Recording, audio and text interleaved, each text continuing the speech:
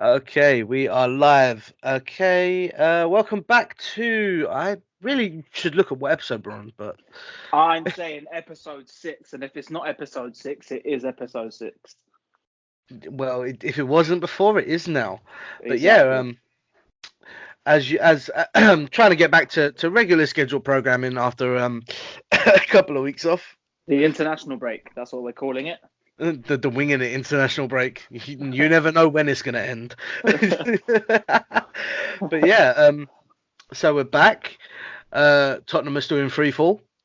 Mug, Arsenal are third, mug, and apparently Colchester are better than Spurs. Who would have mug, thought it? mug. Oxford, mug. Why saying Oxford? I support Arsenal, bro. Yeah, of course you do. There we go. Glory hunting. Oh, Arsenal are in third, are they? Oh, brilliant. oh, really? Okay, but yeah, so we are. I don't even know where to start. It's been a while. Um, well, let's just go from this Sunday. Um, so Ollie beat PSG. He was at the wheel. Nice Mercedes. Now I think he's at the wheel of a car that has no engine, tires, or just Yeah, empty. I think his face is all over the windscreen. I mean, that's what's happened. Well, at this point, you would have thought so. Um, I mean, Newcastle, really?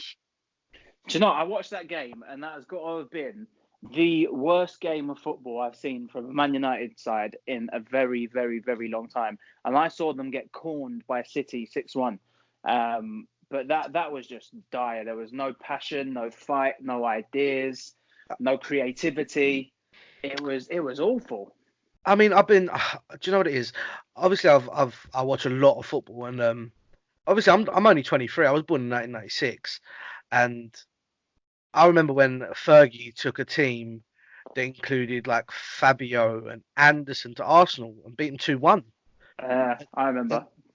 And the team that they put out yesterday has more ability than that team did, and it just seemed. I think it's the manager. It's either that, or, he's been in the job less than a year, and it just looks like he's lost the dressing room because they just look like they're out there to get paid. They don't look. There's no passion. The only person I could probably say had a bit of passion about him was McTominay. Yeah, he's got passion, but not much else. I know he scored against Arsenal. Let's not hide from the fact it was a deflection, but he did score against Arsenal.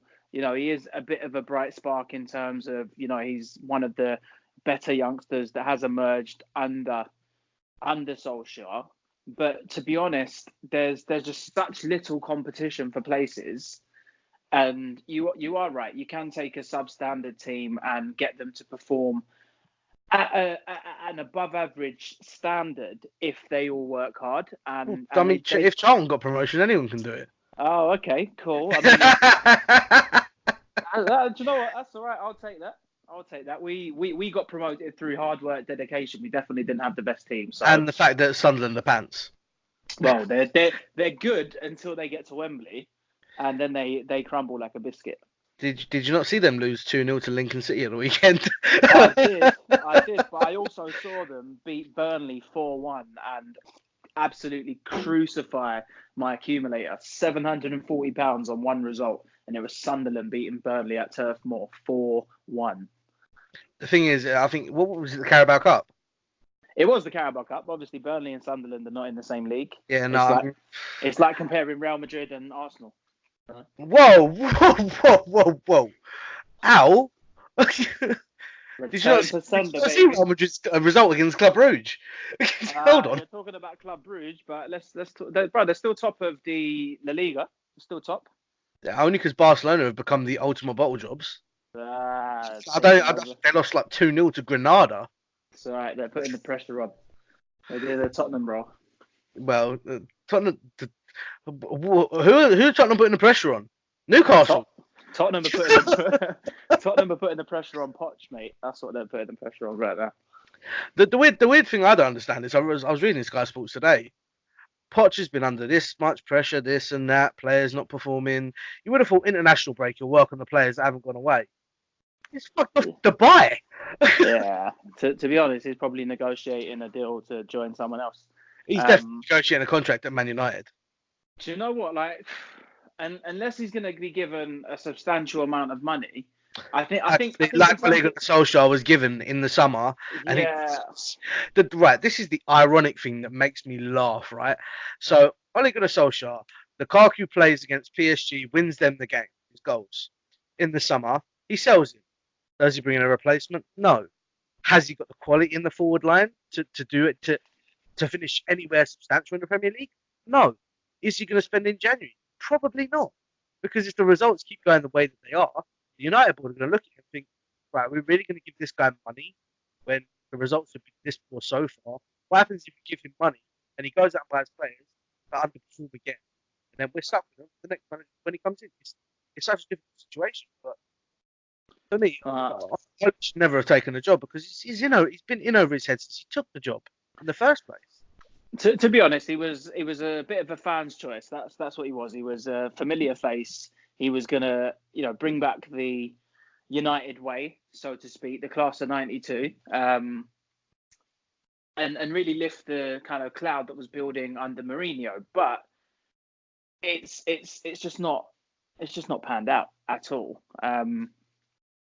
I'm just not sure who are they going to bring in, and look at it in a different way. Who is going to want to take that job at the moment with Look, with look, that current set of players? Who's going to want to take that job unless they're given a substantial war chest? looking at it from an abstract point of view, look at the managers that are currently available. Jose, he ain't gonna go back there. Um, Allegri on a sabbatical. Pochettino's still got a long-term contract, and I think it was only last week that he come out to the press and said I could be at Tottenham for another five Yeah, years. 5 years. Yeah. So, do you know really who can they bring in? Fergie, Well, David well, Moyes. The only people that are Allardyce. available are people that they have sacked. Yeah, for real. Allardyce could bring Kevin Nolan, Kevin Well, Davis, JJ to Okocha. to be fair, Kevin Nolan's been heavily linked with the head coach's role at Arsenal. Arsenal, West Ham. No, Oh, Leighton Orient. hey, Oh my God, it's been a long day. I mean, you got there in the end, but I think he'd be a big improvement as the head coach of Arsenal. Well, one team sitting third, and I don't even know where Spurs are. I didn't read the bottom half of the table at the weekend.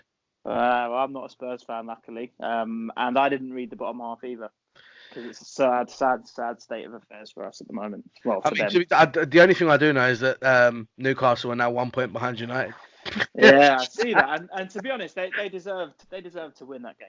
They All I'm going deserved to say is Newcastle's results this season. They lost 1-0 to Arsenal at the start of the season, and they've since beat Spurs and Man United. Thank you, Newcastle. solid, solid. It's they're a feeder club to you guys now. The one thing is just unbelievable to me is the fact that Arsenal fans are always the fan base is always split because there's always people that are back the manager or they just don't like him because of whatever reason they can come up with, and we're third in the league after 8 games, and we're only a point behind City, who are supposed to be this gargantuan machine that Yeah, cannot no, be beaten, but they've dropped points to Wolves. yeah. Um, Wolves deserve to win as well. By the way, who else have they I think dropped they points I to? think they set up really well. Who else did City lose to? City dropped points at Spurs. Well, at City against Spurs, they drew 2-2. No, they were robbed by VAR. Let's be Well, honest. robbed. They were correctly reprimanded by VAR. Yeah. Let's have it right. Yeah, I mean, speaking about VAR, West Ham at the Well, weekend. hold on. Let's just rewind very quickly because I love the way that you were only 1 point behind Manchester City. Let's all forget the fact that you're 9 points behind Liverpool, who are actually top. So if Oh, your yeah. Well, ambitions who's are, actually going to catch Liverpool now? well, definitely not Arsenal, and possibly City. But it'll Ah, be it'll, no. it'll be hard. It'll be hard. I can't see Liverpool They've dropping too got many one. They've points. got one fit centre half. How are they expected to catch City? Sorry, how do you expect them to catch Liverpool? They've got Fernandinho, who's arguably their best centre midfielder. I know you're going to sit there and argue and say, "What about De Bruyne?" But in terms of an all-round game, it's Fernandinho. Well, I think Fernandinho will offer a lot more defensively than De Bruyne will. De Bruyne has already registered 8 assists in the Premier League this season. So I think They won 8-0 against Watford. That doesn't count. Well, I mean, you can only beat the teams that are in front of you, right? Or you can only lose to the teams that are in front of you. City's best hope is to outscore the opposition, and they're quite capable of doing it. But every now and then, you will get a result that's unforeseen, such as Spurs losing to Brighton, which I'm glad we glossed over. Um, We haven't even got there yet. We haven't even got there yet. Don't worry about that, because I know you'll have plenty to say being part of the goalkeepers union. no, I didn't see it. It was offside. I did not see it. Oh my god, I didn't realize we had Arsene Wenger on as a guest. Hey, that's all right. I'll take my jacket off just for you. But no, I mean, looking at it, honestly, I think what are Liverpool 9 points clear. They're 8 points clear of City, 9 points clear of Arsenal. So they're 8 points clear now. Let's say hypothetically, City go unbeaten for the rest of the season, right? Yeah, City beat Liverpool home and away. That's 6 points. yeah, yeah. There's still a couple There's only a points. two. There's only a 2 point difference. Yeah, A big injury hits or Liverpool slip up after January, which they normally do anyway. Um, I just City can get back in the race. It's yeah. feasible for them to get back in, but I just do you know what it is? I can see at least £100 million being spent in January by City. It depends who's available. That's the thing, isn't it? You're going to need to Everyone spend is available to City. yeah. No, I get that, but then they're available at much marked up price. The difficult thing for City, I guess, is that the gap isn't going to close anytime soon. We've got the international break, so it's going to stay as it is. And then Liverpool's first game after that international break is Manchester United, so it's another 3 points. Uh, That's like if I was United at this point in time, I would probably just turn around to the league and just give them the 3 points. yeah, do you know Take what? take the 3-0 loss. Just report our owner, demote us from the Barclays Premier League, and we'll start again in the Championship. That's what United should do. That That's the level of squad they've got at the moment. that's probably their only feasible option at this point in time. Um, I mean, the thing I don't understand is how can so many players be injured at the same time? It's been so baffling to me over the past week. I was just sitting there thinking like, is it the way that they're training? Like, are they training too hard, getting injured? It doesn't make sense. It really doesn't. I think it's more down to the character of the players, I guess. Look, obviously, these injuries are part and parcel of the game. Some people are more injury prone than others.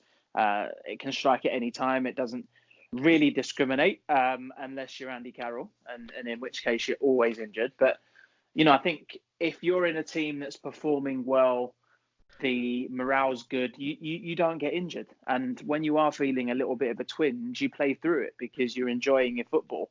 And when you don't enjoy your football, that little hamstring twinge that you've got, it just kind of exponentially grows to the point where you don't want to play. You don't want to play. And Yeah, I mean, to be in Andy Carroll's defence, he does run about 20 races at Newmarket every year, so that's probably where he gets injured. But no, I mean, United are gonna struggle. I don't personally, unless they win the Europa League, I don't even see them in Europe next year. I really are you don't. are United gonna qualify from their group? It's looking highly unlikely at this point. I mean, it took them Their 7, 0-0 draw, they had no shots on target but the they were whole game. denied a clear Stonewall penalty. They still had no shots on target. Yeah, I mean, to be fair, it took them 77 minutes or something to score against Astana Yeah, at it's Old ridiculous. Trafford, the fortress. The But theatre of dreams, because everyone that's there is sleeping because the football is dire. well, no, under Fergie it was a theatre of dreams. Now it's the theatre of nightmares. Yeah, snooze Because fest. every United fan's probably had at least one nightmare there in the last For season. real, Also. for But real. yeah, Do, I'll do have you to, know? I'll Do you have know? Do you know? I do need to say. I do need to. It's not necessarily Man United related, but the fact that they scored 4 goals against Chelsea at the start of the season reminded me. I want to shout out Tammy Abraham because I absolutely abused him at the start of the season. I couldn't see where Chelsea were going to get their goals. He'd missed penalty. He didn't perform very well in his opening games, but here we are, beginning of October. He's got 8 Premier League goals to his name. He's got more than Harry Kane. He's got more than Marcus Rashford. He's the top English scorer. I don't know if he scored as many as Sterling. I think he's got more Premier League goals than Sterling, and he's actually doing really, really well. And it's good to see. I mean, one thing to follow on from that, if Tammy Abraham scores 2 more goals, he will match Marcus Rashford's best ever season in the Premier League, Oh wow! which is just incredible. But yeah, moving on from the Manchester clubs, I did kind of I wanted to kind of talk about Spurs and Brighton at the weekend, and I mean, I'm being more serious now. Jokes aside, Brighton deserved the win, Agreed. and not through Spurs' performance, but through their own. This is one thing that really frustrates me. Everyone's like, ah ha ha, yeah, look, Tottenham lost their shit, this, that, and the other. If you watch the game back, Brighton were on Spurs. Every time they had a touch of the ball, they were pressing. As soon as they had the ball, they're pressing the ball, trying to win it back, trying to make things happen. So it wasn't necessarily, and obviously if you lose your teammate to a horrific injury, as Tottenham did, it is going to knock their confidence. Their mind's not going to 100% be on the game. They're going to be worried about their teammate. Um, but Brighton quality. Yeah, They deserve the win. But I agree with that. It certainly wasn't vintage Spurs. That's for sure. Yeah, I think Tottenham contributed to the outcome of the game, but Brighton absolutely. I think the new manager's got them playing much more attacking and attractive football. It's taken a few games to bed in, but one person I want to pinpoint was their young striker. I think his name was Connolly. yeah, He Aaron Connolly. was he was everywhere. He was fast. He was aggressive. He was good on the ball. He was direct when he had it. He scored a couple of goals. I think he's been called up into the Republic of Ireland squad off the Yeah, back of that you one got to game shout as him out well. for that because his first Premier League start, youngest Brighton player to ever score in the Premier League, and he's now been called up to the Republic of Ireland squad. Yeah. So And credit where if he credit's due. scores 8 more goals, he will match Marcus Rashford's best season in the Premier League, won't he? There we go. Every day's a school day. It's yeah. I mean, to be fair, I don't even want to get onto Marcus Rashford too much because I do feel a bit sorry for him that he hasn't had the supply and he hasn't had the support he's needed. But the comparison with his goal record and Nicholas Bentner's is kind of interesting. Yeah, very, very interesting because Lord Bentner gets crucified for being, shall we say, less than adequate in front of goal. But actually, Marcus Rashford, in terms of goals and games played, their records are similar, but Bentner's is a little bit better. But because Rashford is younger and is English, keyword there being English, he gets a lot of leeway, and he's burst onto the scene. I remember he scored a couple of goals against Arsenal, and Yeah, you had to throw that one in. do you know what? It's just the first time I ever remember him scoring. I'm sure he must have scored before that, but I Yeah, he had scored against. such I high think hopes for him. his first goal was against Midtjylland in the Europa League. There you go. So his first proper goal that counted was against Arsenal, and he scored 2 of them. Yeah, you're hilarious. But he's just not up to scratch, and I'm sick and tired of people and players, I guess, not getting away with it because at the end of the day he's trying, he runs about, but he's not actually very good. He's not a natural goal scorer. All he is very fast.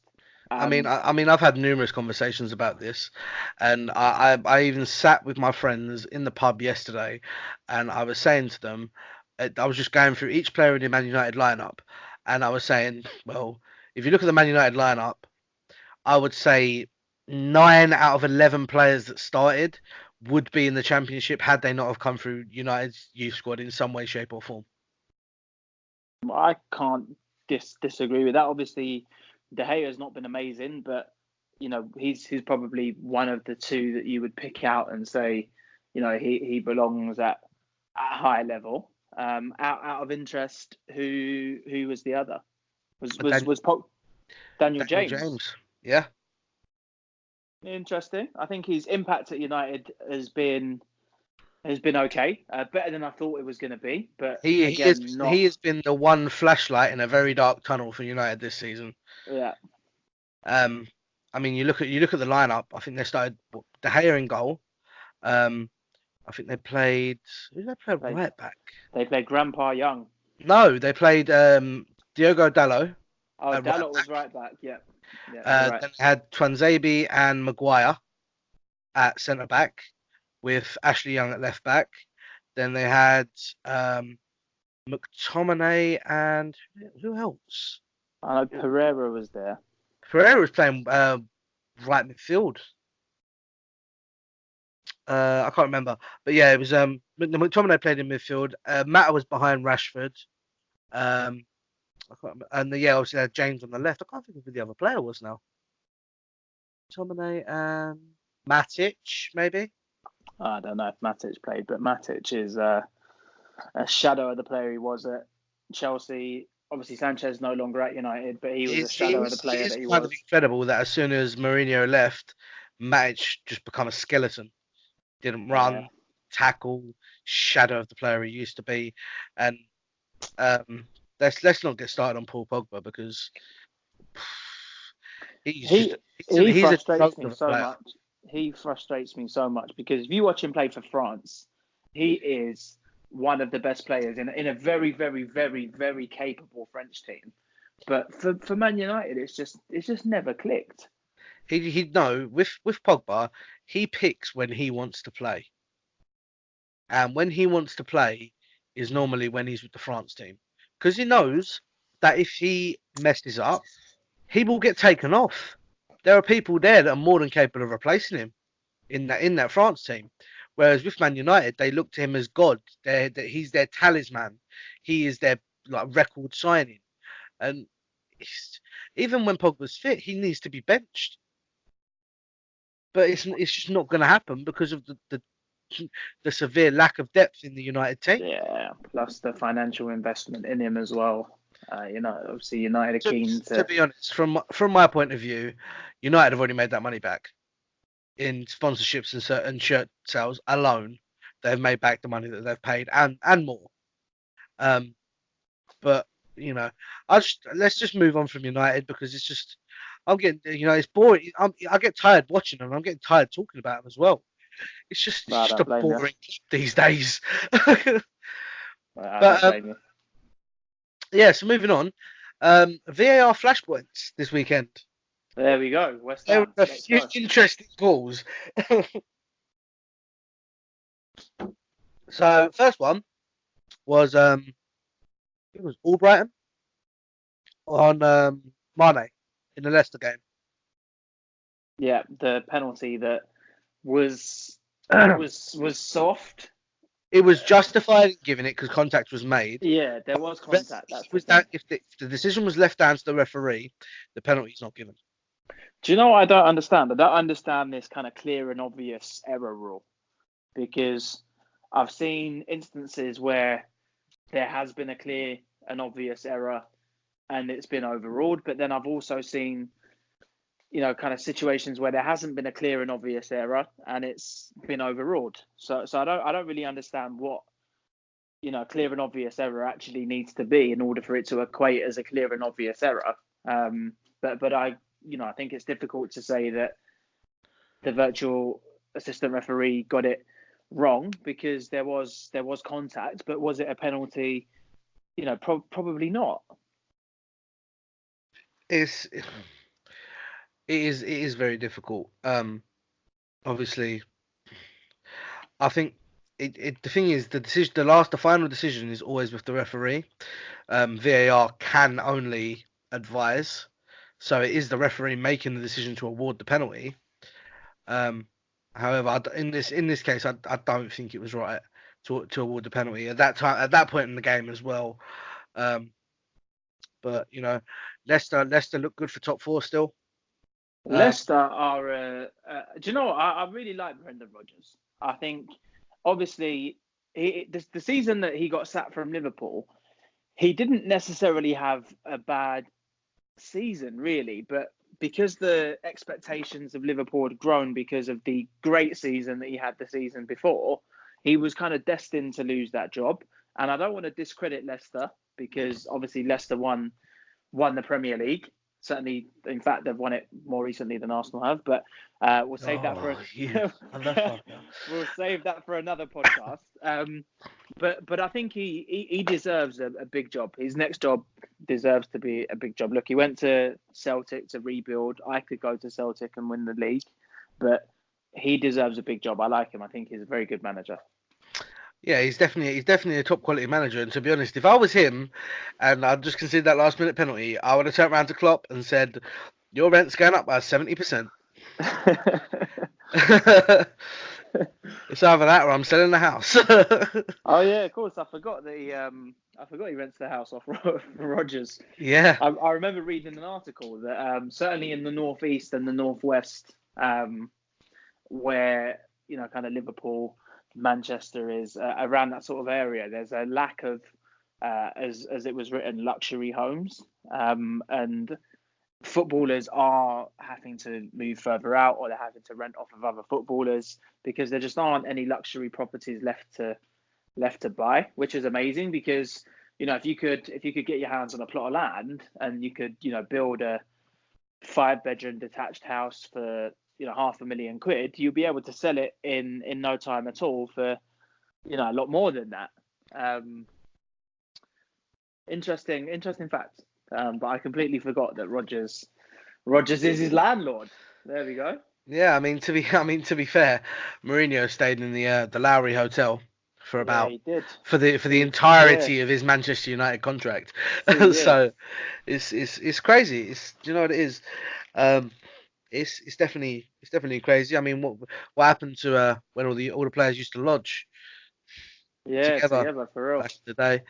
But yeah, moving on from that, I think the West Ham VAR call was incredibly hilarious to me because I was watching that game, and as soon as the linesman put his flag up for Jordan Ayew's goal, I was sitting there thinking, that's a goal. Why are you putting your flag up? It's a perfect good goal. Then it goes to VAR, and you can see that Ryan Fredericks' knee plays I think it was Kelly Oh, onside who plays the ball. yeah. So, yeah.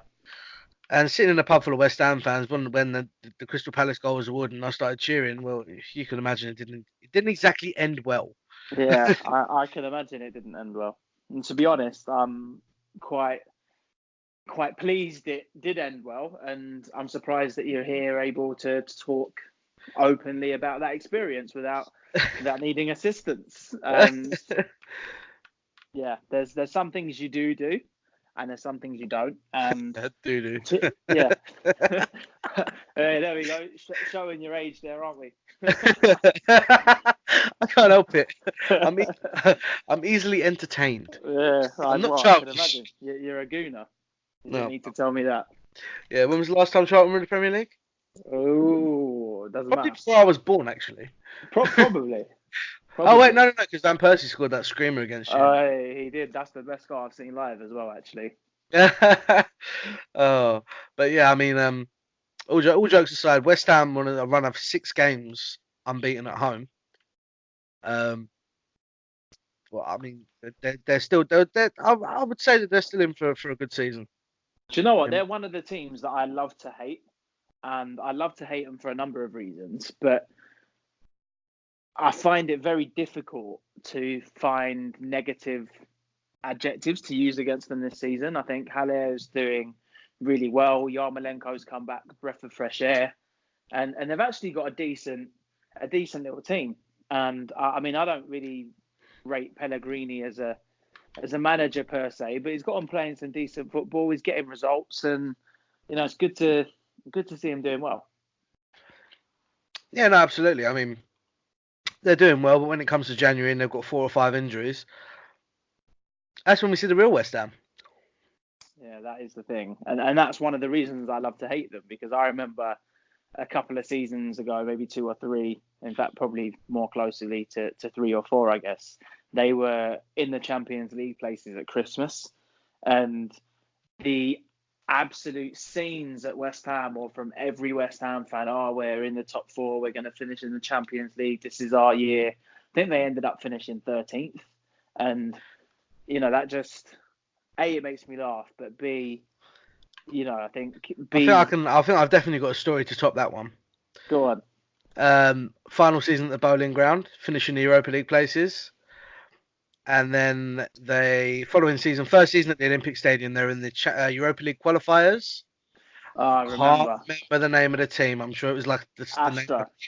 That's the one. They got beaten by a car Yeah, Astra. 2 years in a row.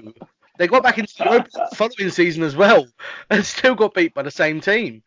It was Yeah, just, I remember. like, it was just amazing.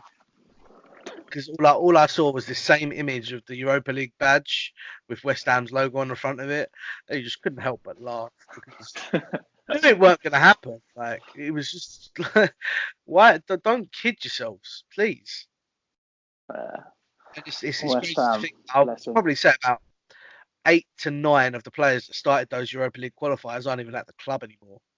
Yeah, I think Nobsy's one of the ever presents. That's that's one thing I did want to talk about, and that's the performances and the sheer brilliance of Mark Noble.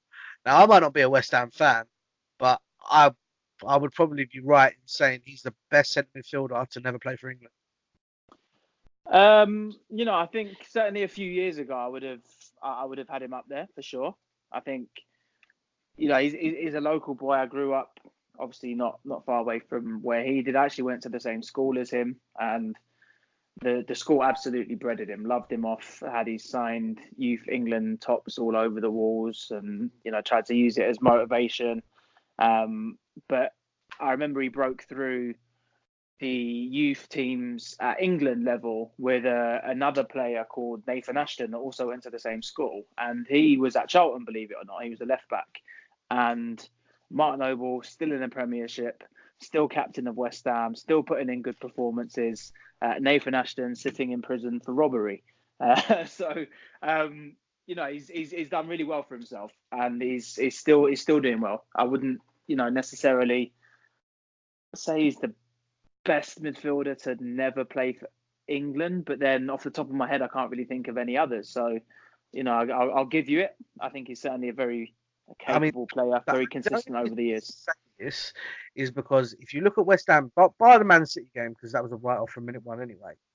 If you look at the games that West Ham have played this season and the games they've won and lost, every single game that they've lost has come when Mark Noble hasn't started. Because he is the glue at that club.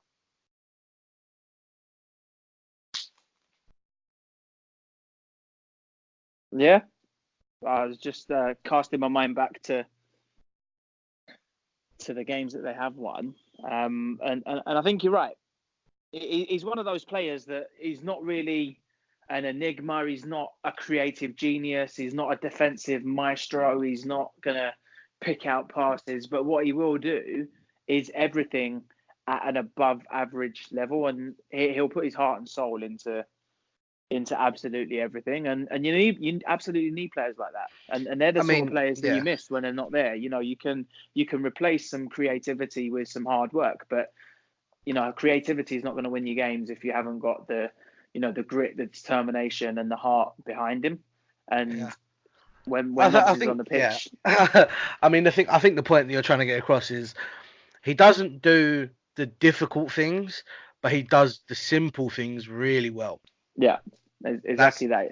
He's never going to drop the shoulder, little roulette spin, meg through the center midfielder. But what he will do is exactly what he said. He'll get the ball, he'll move it, he'll win it back, and he'll work hard. And that's what you need. You need people like that. absolutely. Um, where to move on to now? We've done Tottenham, we've done Arsenal, we've done United, um, Norwich. Norwich 1, Aston Villa 5. Yeah, Um, Interesting result. I mean, I don't think I saw that one coming. To be fair, if I was to predict it, I would have given a score draw on that one. But Aston Villa come out of the blocks quick and punished Norwich. And I think the only goal Norwich got back was when a pass was Yeah, underneath to the it keeper. was a mistake. Aston Villa basically created the goal for Norwich to score. Yeah, it was a gift. I mean, the goals that Villa did score were actually very good, and I was watching that game with particular interest for a reason that you brought to my attention actually, Ben. Was I know one of your friends works in a bookies, and somebody put on, was it what, a 20-team accumulator? Yeah. And I mean, you know the story, so I'll let you tell it. But how gutted is that person right now? Well, listen, I wouldn't want to be him right now because there wouldn't be a lot of things left in my house because I would have broken everything. but it's difficult because he's still better off. He's still got a substantial amount of money, but how much did he leave on the table? Yeah, That's heart that's, wrenching. it's a funny one, but um, obviously the reason I brought the game up was because of um, Norwich's real dip in form since beating the champions. Hey, there we go. So it was Norwich that beat Man City, and we couldn't think of it. And how could we forget? Because that That was an was amazing result. hey. But yeah, I mean, ever since they beat Man City, they've been leaking goals left, right, and centre. They can't even buy a win. I think Do they've you know changed their what? goalkeeper twice. Yeah, it's Like, it's it's difficult. I like Daniel Fark. I think he had them playing some really attractive football in the Championship, and they were confident. They were used to winning. They knew how to win, and they started the Premier League season really, really well. And it just reminds me of, I think it was the first season Burnley were in the Premier League. At Christmas, they were something like eighth or ninth, and they ended up getting relegated. I think sometimes you come into the league, you're used to winning, you do perform well, and when you start losing and it's not as easy as you thought it was, sometimes you just don't have the players within the squad to help get you out of that hole. More time it's due to, I guess, the inability to adapt. You're so used to playing a certain way that when you're asked to do something different, you just can't. And I don't want Norwich to, kind of fall out of the Premier League. I think if they can, find some performances from somewhere, their football is attractive enough to warrant a place in the best league in England. But I can see it going the same way, and I wouldn't be surprised if they did get relegated. But I don't really want to see it, to be honest. the one thing to be said about Norwich was, I think their most notable purchase in the summer transfer window was Sam Byram from West Ham, a fullback. Yeah, Um, and for a team coming into the Premier League, bearing in mind, I think Sam Byram played a grand total of about 3 Premier League games for West Ham. Um, the lack of Premier League experience on the pitch is extremely worrying. I mean, I think the only person in their team that has a lot of Premier League experience is their goalkeeper Tim Krul, who is currently out injured. So I think Norwich fans will be looking at the fixtures and thinking where the next win's going to come from, yeah, because and at this that's moment in time they're not performing at the level that's required to compete in this league. yeah, and I'm sure the players are looking at the fixtures, thinking where's the next win coming from as well, and that's when it becomes problematic because instead of entering games kind of not carefree, but with a bit of optimism, you're now kind of defeating yourself before you start because you're thinking, oh, that's a tricky place to go to, or you know, they'll beat us on that performance, etc. And it's just a mindset and a mentality that breeds further negativity. Yeah, no, absolutely. Um, but yeah, I mean, Norwich are on a bit of a slide. Newcastle haven't been too great. It really is, the put it this way, the top four is going to be a lot easier to predict than the bottom three this season because anyone at the moment, anyone from 10th down to 20th is in with a threat of getting relegated, and that includes Manchester United. And I was looking at the odds last night, and Manchester United are only 100 to 1 to get relegated now. It's ridiculous, isn't it? I mean, it's not going to happen, but it is ridiculous. But it'll be Well, if such they a if they if they stick with Ollie, anything's possible. uh, It's one of those things. Like, obviously, I think the capability within the Man United squad is at a higher level than West Ham's, for example, when they had the squad that was too good to go down. But United won't go down. They won't go down. I'll Yeah. eat my hat if they go down. Yeah. Wow. It's well, we're into an international break now, so we get to take a bit of a breather away from the Premier League. Um, but yeah, I mean, obviously we are the Winging It podcast. We don't just talk about football, even if that is our main thing that we do talk about. Couple of things recently is obviously UFC. So Israel Adesanya, the last style bender, knocking out the champion Robert Whittaker in the second round Yeah, to secure the undisputed middleweight championship in the UFC, which was it was a brutal knockout. it was left hook. He Sent him because he's sent caught to because he's sleep. caught. The thing is with me is I was watching it and I was like, Whittaker's got off a good shot there, and the counter's just stunned him. And after he's been stunned, he's just in trouble. Yeah, it's lights out, really, wasn't it? Yeah. I didn't expect him to do it so quickly. But what has, I suppose, tickled me a little bit was Whitaker's come out and said, I still think I could beat him if we fought him again.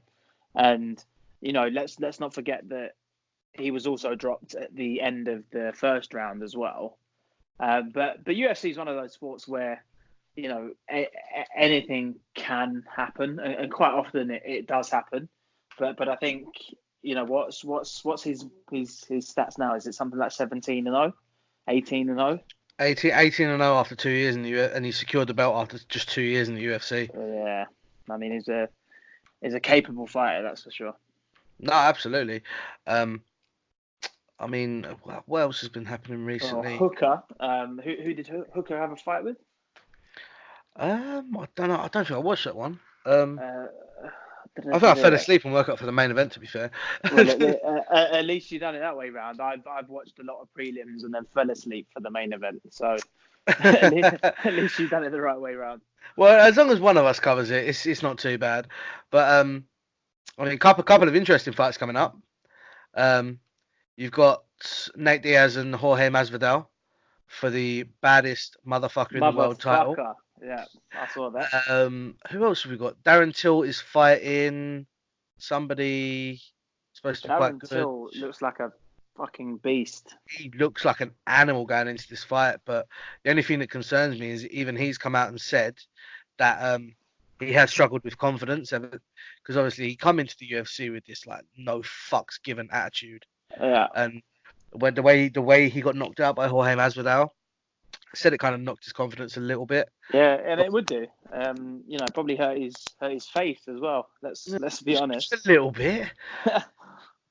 Dan Hooker fought Al Aquinta. That's what Oh, it was. Ally Quinter. Yeah, Yeah. yeah, yeah. Who won that one?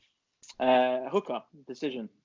Wow. Points. Yeah, I know. Big Wasn't Ally upset that Quinter was. challenging for the title not Yeah, long? recently was. Yeah, the lightweight. That was the co-main event. So you actually did wake up just in time. Wow, that's crazy. Because Ally Quinter was all for calling out Conor McGregor recently. Yeah, I saw it. I mean, to be honest, if you can't beat someone like Hooker, I mean, but don't ever mention Conor McGregor's name Yeah, for sure. because okay, yes, McGregor hasn't had the best time of late with his off with outside of the ring, outside of the cage and with the results that he's had, but don't ever forget that it doesn't matter what division he fights in or who he fights, he will draw big numbers. Yeah, for sure. I mean, It's just he hasn't who he won. is. He hasn't won in the UFC for 3 years, and he's still. I think he's 12th in their pound for pound rankings, Yeah, and that's for someone that hasn't won in 3 years. And Al Iaquinta lost to Dan Hooker, whose record is 19-8. So I think he wins two and loses one. Half, wow. yeah. So it's not an amazing platform to start calling out the money man of the division, but anything can happen. I'd like to think that McGregor's going to fight Khabib in Moscow, but I just can't see. I just can't see how McGregor gets out of Moscow alive, to be honest. So, I think there'd have to be a heck of a lot of money on the line for that fight to happen in Moscow. To get McGregor back in the cage, you're gonna have a hell of a lot of money on the line. Yeah, that's true actually. That is Because true. I'd very much he made nearly like $60 million from the Mayweather fight, so the numbers have got to be coming close to that to let himself Yeah, get back in the cage and get punched in the face for five yeah. rounds. That's the thing. It's a lot less taxing on the body, isn't it? It's a lot less painful as well. That and the fact he's got two kids now, he could happily retire. But Oh, of course. I mean, any of the top athletes could happily retire. I always think the same about Anthony Joshua. There's a lot of pressure on him to win the rematch against Andy Ruiz, but if he doesn't, he's got a heck of a lot of money. Why even fight again? Why even do it? yeah, no, for real. I think there was some talk about Conor McGregor coming back in December to fight. Um, I think it was the last card of the year maybe. But I mean, to be honest, there's been no real confirmation from McGregor's side or indeed from the UFC that's in the works or that's going to happen. So it's just a case I'd of like to see him fight Nate again. I think Nate would beat him. I think there's definitely a trilogy fight to be made there because it's 1-1. Um, but I think it's a case of is McGregor versus Diaz 3 going to generate the same numbers as McGregor versus Khabib 2? No, but McGregor is Dana White's little baby, I guess. Love child, Yeah, definitely his love child. exactly that. And what's gonna generate more money for the UFC kind of long term? Is it McGregor losing again, or is it him picking up a win? And obviously it's him picking up a win, and he's got a better chance of doing that, I think, against Nate Diaz than he has against Khabib. I think But McGregor's best chance at a win and a belt would be going back down to featherweight and yeah, taking that title off Max Holloway. Max Holloway is an odd one because I look at him and he doesn't do anything amazingly well, but he's solid kind of all round. And obviously when he stepped up against the guy that just lost to Khabib, Dustin Poirier. There we go. Poirier was just too big for him. That's what it was. Yeah. And he made Holloway look crap for a couple of rounds, but then Holloway had a couple of decent spells in the fight. But I just can't see how Holloway could beat McGregor. I mean, the thing that makes me laugh, right, is because all these fighters are up and coming in the division. So Dustin Poirier at lightweight, Max Holloway at featherweight. Let's take a look at Dustin Poirier. McGregor picked the round and the punch that he was going to beat Poirier with, and delivered on it. And then the same with Max Holloway. He beat Max Holloway with one knee. He had a ruptured ACL and he still got in the cage and beat him on point. Beat him on through decision. Like I think if McGregor comes back to the featherweight division, I'll give him two fights and he'd be the champion again because McGregor has too much power in his punches for anyone in that featherweight division. Yeah, I'd agree with that. I think he needs to. He just needs to get a win. Well, he needs to fight. That's what he needs to do. He needs to fight a bit more regularly than he has done. But who can blame him for not fighting? He's got all this money, all this sponsorship. He's got social life that's kind of very very jam packed, and almost he hasn't got time for fighting. Even though fighting is what's allowed him to I think have yeah. The everything only else the that only he's got. reason we haven't seen him in a cage this year is because he's done a charity boxing match for the first ever boxing club he went to and he broke his hand Yeah, and it obviously needed surgery and the recovery time. He's only just had the cast off and he's been sparring again. But it's definitely going to be an interesting 2020 for Conor McGregor. And we just have to wait and see what happens. One thing to mention, KSI versus Logan Paul 2. What's your take on it? Um, do you know what? I'll be honest, yeah. I didn't get caught up in the hype the first time round, so I didn't watch it on. I definitely didn't pay to watch it on YouTube. I didn't even watch it on YouTube for at least a year or 18 months after it happened, because I thought KSI was a twat. I'd never heard of Logan Paul. It was just two YouTubers fighting on YouTube. Yeah, done substantial numbers, but it just didn't interest me at all, right? And sometimes I get onto YouTube and I go there for 3 minutes or 4 minutes to watch a specific video, and then 2 hours later I'm just absolutely consumed and I'm lost in the realms of videos and content that's out there. And I came across the fight, and I thought this is going to be shit, but I watched it and it wasn't actually that bad. They definitely weren't at a high level, but they were better than I expected them to be, and it was kind of easy to watch actually. They were going for knockouts. There wasn't very much kind of head movement, and it was toing and froing. It was a good toe to toe battle, and both fighters had successes. And so now I think without the head guard, with smaller gloves, I can see there being a kind of highlight reel knockout either way. And I think it's going to generate more, I goes kind of exposure, popularity, more interest, a different audience to boxing, and that can only be a good thing, I guess. So I think it's good. I'll watch it for sure. No, for sure. I mean, with with the fight, I mean, the first fight, I wasn't interested. That this whole YouTube boxing thing is just it's just a money ploy by those guys to be able to use their popularity and their stature to generate extra revenue streams. And all right, fair enough. I'm for you making wanting to make money, but it's not something that I'd be interested in myself. But then, you know, I think I'm the same as a lot of boxing fans. As soon as you see Eddie Hearn and Matchroom Sport picking up on it, you're kind of like, all right, Eddie Hearn's not an idiot. Like Yeah, there's he's he's not got he's he's not an got an idiot. angle here, and I was looking at Twitter and the statistics today, and apparently the press conference that was at Troxy in Commercial Road Yeah, had over 1 million viewers yeah, currently it for was a live crazy. for a Yeah, live of a press conference. it was And an they, hour and a half long as well.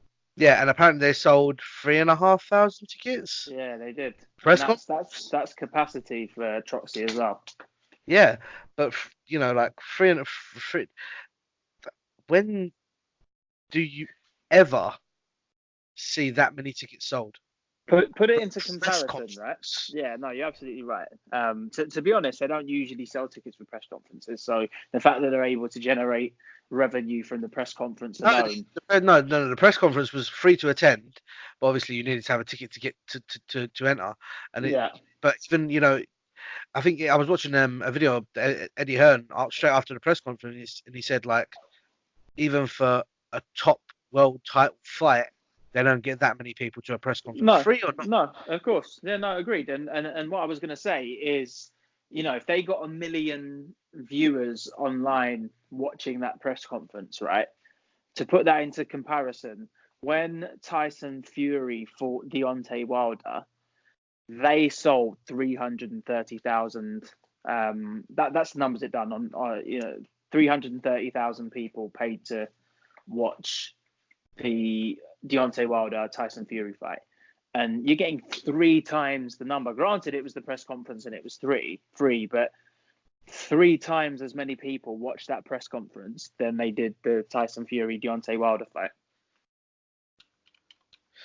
That it's incredible, and also look at the end of the day, the hype is building for this fight because Sky Sports have just announced that they are going to be the British broadcasting partner for the fight, um, and obviously they'll be charging 9.95. And look, at the end of the day, like I said, Eddie Hearn's not an idiot. You've got Billy Joe Saunders fighting on that card defending Yeah, his title. of course, yeah. And You and know, that's what I was going to say to you, Ben. The only thing that I can see as a negative, I guess, and even though it can be looked as a positive, especially for Billy Joe Saunders, because he's a very good boxer, right? But historically, he's not been a very good person. So outside of the ring, been a bit of a twat. He gets involved in a lot of fucking things that you shouldn't do, drugs, kind of muggy videos. So I don't know if you've seen, there's a video of him a few times actually, where he drives past quite, obvious want to call them crackheads, but that's not that's not a nice way to say it. But quite obvious drug users, and he'll say things like, look, you want some crack, I'll give you, 300 quid's worth of crack if you go and slap that geezer there. And they go and do it, and he gets fines. We're talking substantial fines as well, 250,000, 300,000 pound fines. He is being a bit of a twat outside of the ring.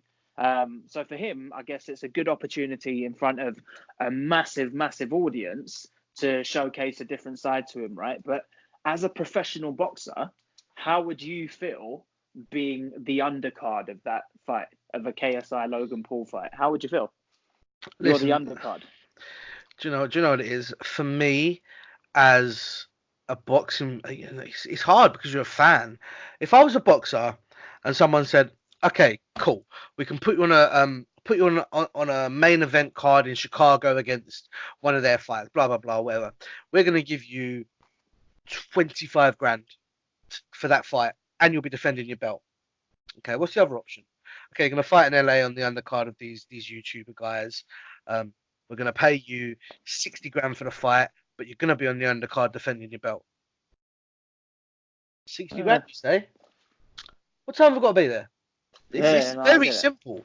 It's financial. At the end of the day, there's only so long you can take punches to the face for. Yeah, no, I get that. I do get that. But then you saw like Derek Chisora when he was going to fight Joseph Parker was furious that he wasn't, to kind of top of the bill, and he's not a world champion.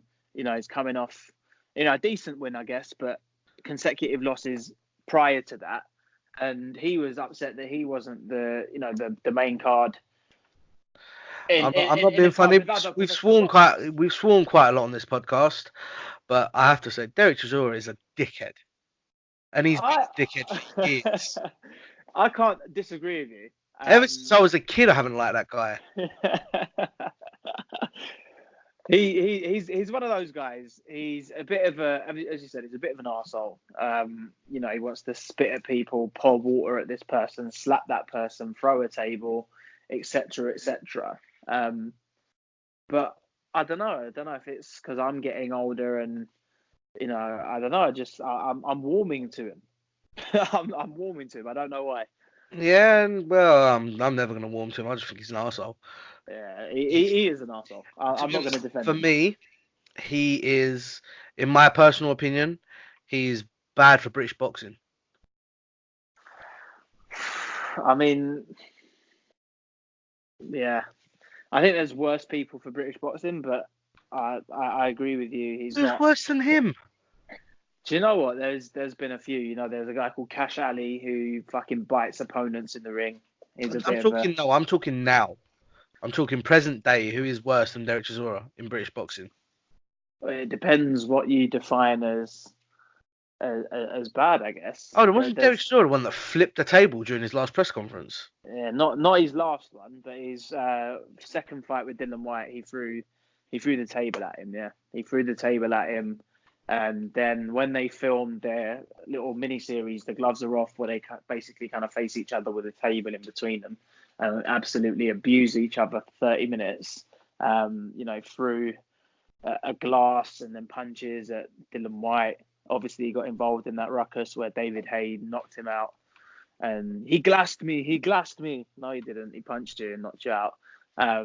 He gets involved in things and situations he doesn't need to get involved in. That does definitely bring boxing into disrepute. So I'm not gonna argue with you. But I am. I'm not being funny. For me, as a fighting fan, as a fighter, as a fighting fan, get out of here, that fighter. That's why you're cheering Palace goals in front of West Ham fans. And to be fair, if you want to talk about fighter, there's a few videos of you that we could post up on the Wingin Instagram. Hey, do it. showing your Andy Ruiz impression. Hey, I'm telling you, I am taking the belts, mate, all of them.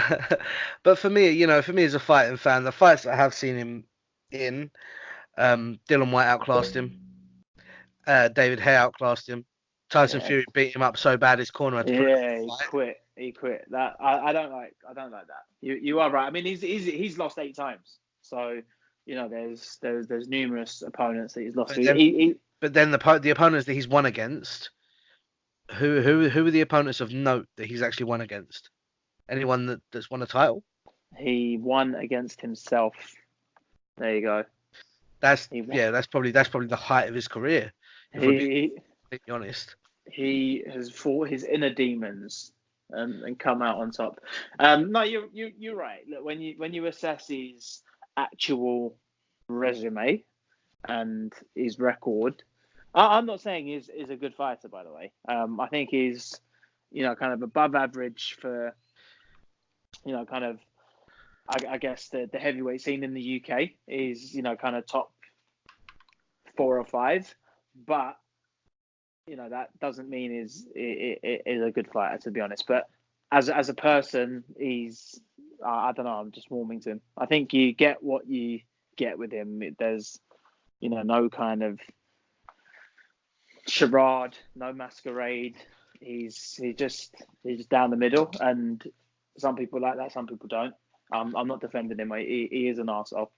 So you are right. But he's a nice arsehole. That just sounds weird.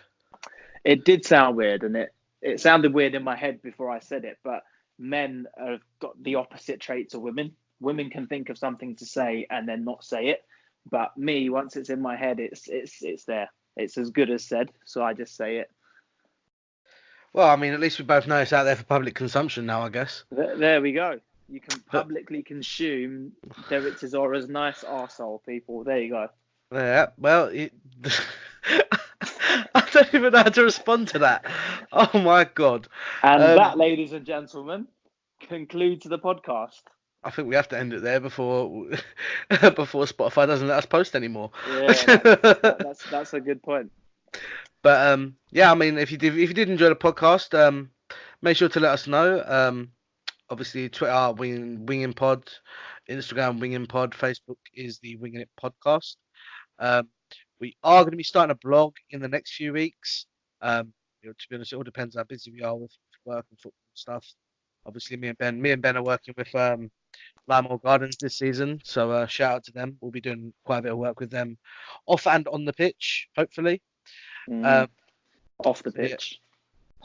I'm there. the pitch. I'm there. But yeah, I mean, big shout out to them. Big shout out to Boss Benj who runs them. But yeah, if you did enjoy the podcast, Hey, while we're plugging and we're shouting out Boss Bench, Lymore Gardens do a podcast. Let's not forget that. Views from the Gardens. Again, you can stream it Spotify, Apple Music, and YouTube. It is on YouTube. Yeah, make sure to go and subscribe to Yeah, them over at it's on YouTube. yeah, Lymore Gardens FC on YouTube. And that is every Monday, 10 p.m. Yeah, and we also have highlights that come out on a Friday as well, don't we? We do. Lymore TV, that's on YouTube. I'd say watch the first one. Skip over the second, third, and fourth, but the fifth one will be amazing. It will be amazing. Absolutely. But yeah, obviously make sure to drop Lymore Gardens a follow. Let them know that Winging It Podcast sent you, and yeah, we'll see you in the next one, guys. Adios, amigos.